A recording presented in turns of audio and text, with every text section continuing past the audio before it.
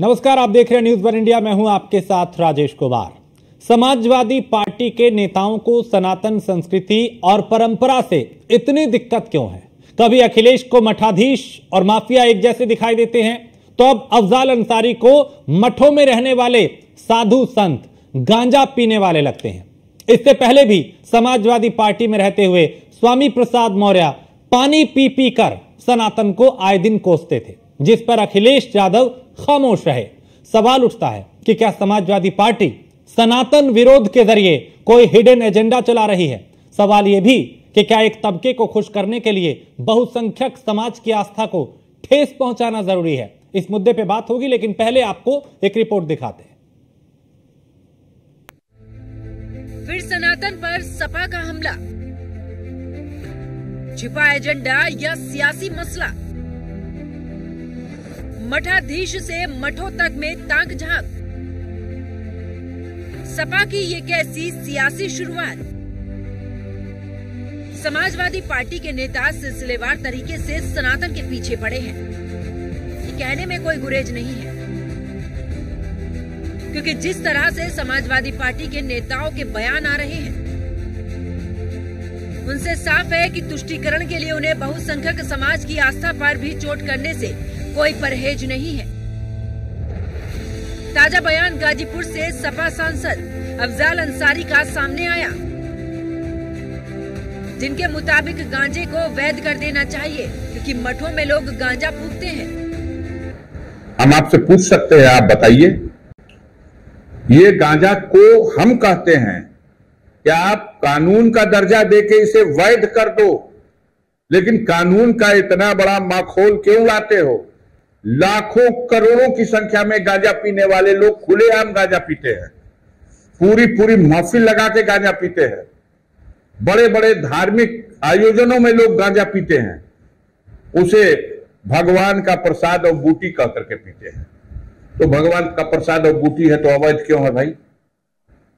ये दोहरी नीति क्यों? अगर वो भगवान का प्रसाद है, भगवान की बूटी है, तो उसको कानून में मान्यता दो। कानून में अवैध और पीने के लिए छूट, भकाभक हम कह रहे हैं, लुका के क्यों पी रहे हैं? ये देश प्रदेश की राजधानी में भकाभक एक एक बित्ता लवर निकल जा रही है। गाजीपुर जिले में भी वही हो रहा है। कौनो मठ में चलो ना, हमारा संग हम दिखाते। हम कह रहे हैं कि अगर भगवान शंकर की वो बूटी और प्रसाद है, भांग को क्या समाज में किस तरह से तोड़ मरोड़ करके प्रस्तुत किया जाता है? भांग साहब एकदम ये तो प्रसाद बात। अब भांग का लाइसेंस मिलेगा, लेकिन गांजा का तो लाइसेंस भी नहीं है। यह ऐसी अवैध चीज है। याद करिए, इससे पहले सपा के राष्ट्रीय अध्यक्ष अखिलेश यादव ने भी मठाधीश और माफिया की तुलना की थी और कहा था कि मठाधीश और माफिया में ज्यादा अंतर नहीं होता, जिसके बाद पूरा संत समाज भड़क उठा था। अखिलेश ने इस बयान के जरिए यूं तो सीएम योगी को निशाने पर लिया, लेकिन जब संत समाज खुलेआम विरोध पर उतरा तो उन्होंने सफाई दी और कहा कि संत समाज के लिए उन्होंने ये बयान नहीं दिया।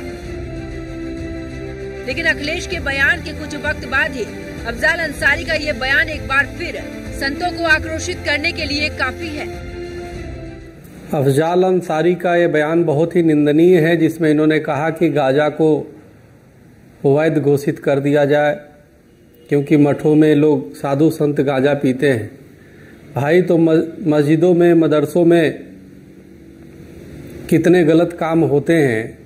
अभी नोट छापते हुए मशीन पकड़ी गई है, तो क्या अवैध रूप से मशीन छापने वाले को भी वैध कर दिया जाए, जो मस्जिदों में और मदरसों में मिलता है?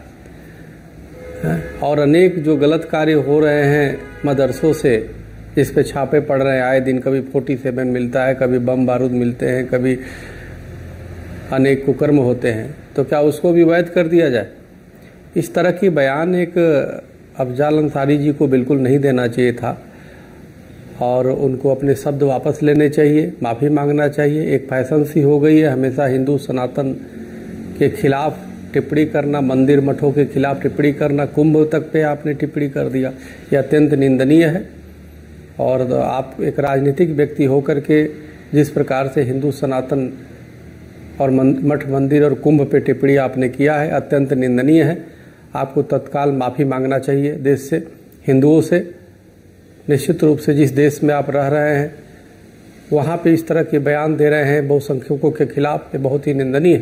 क्या पाकिस्तान में कोई हिंदू इस तरह मुसलमानों के खिलाफ बोल सकता है? क्या बांग्लादेश में कोई हिंदू कल्पना कर सकते हैं अल्पसंख्यक वहाँ का किसी बहुसंख्यक को बोल सकता है? ये भारत ही है जिसमें आप इस तरह की बातें बोल दे रहे हैं और आपके खिलाफ कार्रवाई नहीं हो रही है। मेरा मानना है कि तत्काल आपको ये शब्द वापस लेते हुए माफ़ी मांगना चाहिए, अन्यथा इनके खिलाफ हिंदू महासभा एफआईआर दर्ज कराएगी।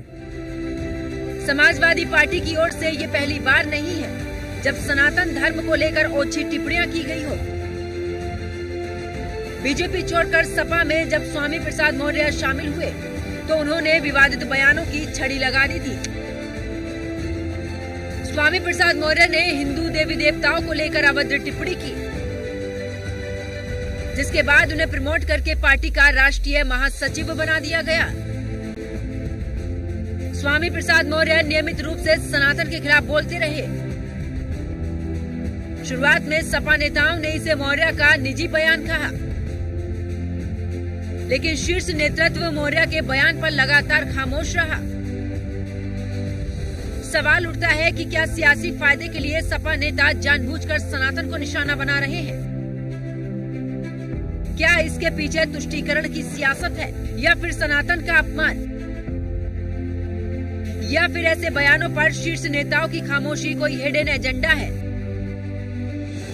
क्योंकि मौर्य तो समझ में आता है, लेकिन खुद अखिलेश यादव का मठाधीश वाला बयान और अब अफजाल अंसारी की संतोर मठों को लेकर ये टिप्पणी आखिर क्या साबित करती है?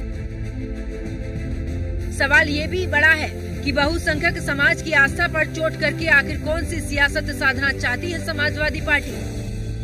Bureau report, news 1 India.